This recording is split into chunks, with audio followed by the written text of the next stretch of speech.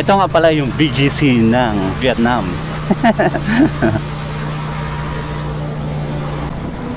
Diba ang ganda?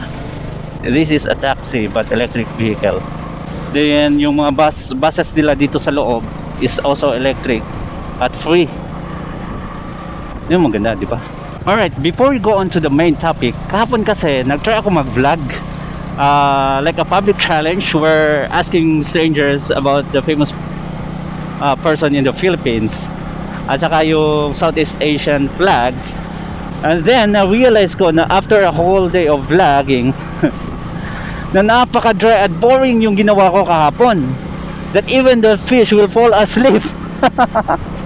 But ipapakita ko pa rin sa inyo some part of the clips, but you can skip that part anyway. I can afford to be heartbroken and gets no views. Hey, speak English, sir? Where? Do you speak English? Yes. Oh, good. Who is he? Didi. Let's see. What's the name of this person? You know what is Vietnam? Yeah. Boxing. Yeah. Who? Who? This flag? Thailand. Thailand. Oh, Thailand. Yeah, this is the flag of Thailand. Yeah. Okay, tell me about this flag. Laos. What about this flag? Thailand. Two. All right. Okay. Okay. This flag. Laos. Oh my. Myanmar. Yes. Oh. Timor-Leste. Leste. Yeah. Oh, congratulations. Congratulations. You name all the flags. Oh, Oh, so sorry. it's okay. It's okay. Yeah, Philippine. Efren. Okay. Efren. That's it. Manny Pacquiao. Okay. This. Huh? Where you from? From the Philippines. Philippines. Yeah. Tên là gì ạ? Yeah. Không biết. Philippines. Không biết. Efren Bata Reyes. What about this? Do you know this person? Who? Boxing à? Boxing, yeah. Okay. Manny Pacquiao. Manny Pacquiao. I don't know. Okay, on to the main topic. Thailand versus Vietnam. Para sa kalaman na nag-iisa kong viewer, 8 years pala ako nagstay sa Thailand as a teacher. And almost a year dito sa Vietnam. And I think 1 year is almost enough to compare Thailand and Vietnam as far as teaching is concerned. Okay, let's start with teaching in Thailand. Halos kasi karamihan ng Filipino teachers sa Thailand nasa school nagtuturo. Compare dito sa Vietnam, almost nasa center. Sa Thailand, pwede kang mag-walk-in kung gusto mong magturo. While dito sa Vietnam, hindi pwede mag-walk-in dito. Dapat nag-apply ka sa link at saka referrals. Para sa akin yan yung ways na pwede ka maka-apply dito ng teaching job. Now, let's talk about responsibilities. In Thailand, pag nasa teaching field ka, of course, magtuturo ka, di ba?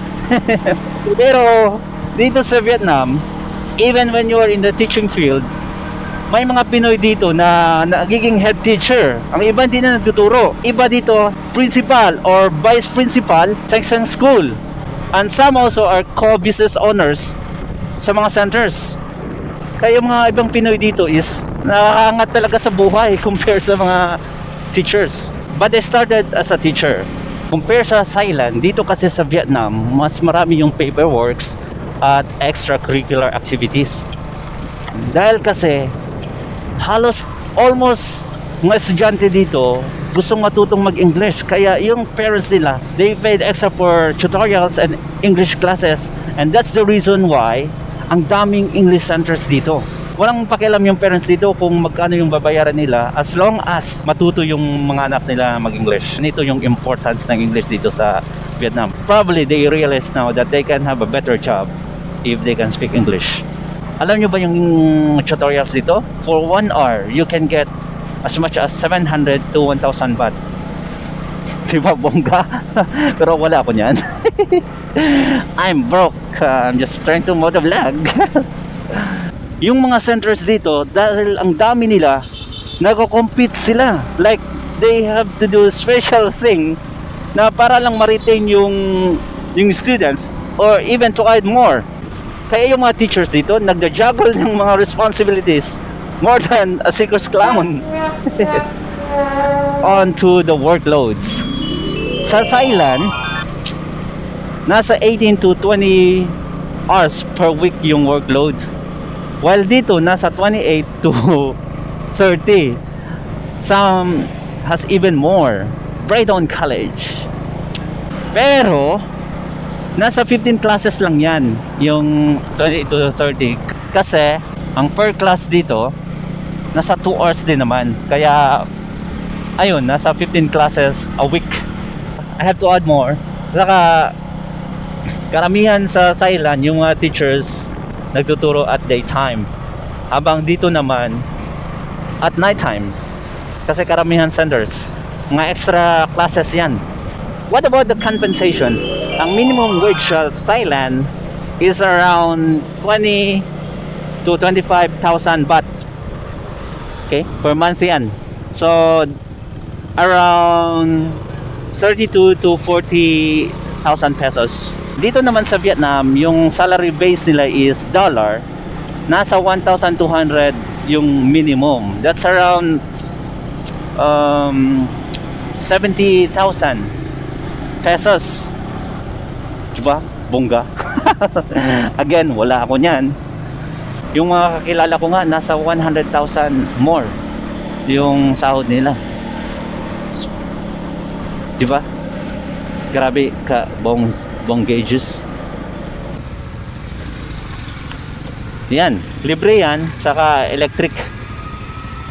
Yung VinFast na kuha na yan, yung mga vehicle, VinFast na vehicle like ganyan, made in Vietnam. Yan. Kaya pumunta si President Bongbong Marcos dito, isa sa mga dahilan na pinuntahan niya is makipag-negotiate siya about sa VinFast vehicle. But I don't know kung ma-materialize siya. My takeaway, both have negative and positive aspects. Depende na lang yan kung saang lugar ang gusto mo. Sa Thailand kasi, andun yung maraming Filipino teachers. Not only for teaching, but for tour. Kasi pupunta ka doon, magtuturo ka nga, ang dami namang mga public holidays, like long weekends. Kaya makakapag-tour ka din at the same time. Dito kasi, like if you work in a center, 6 days a week yung work mo dito. May isang araw ka lang na day off at walang masyadong holidays. At especially centers, walang holiday talaga yan. Kaya for me, kung ako ang pagpipiliin, ang mas gusto ko sa secret.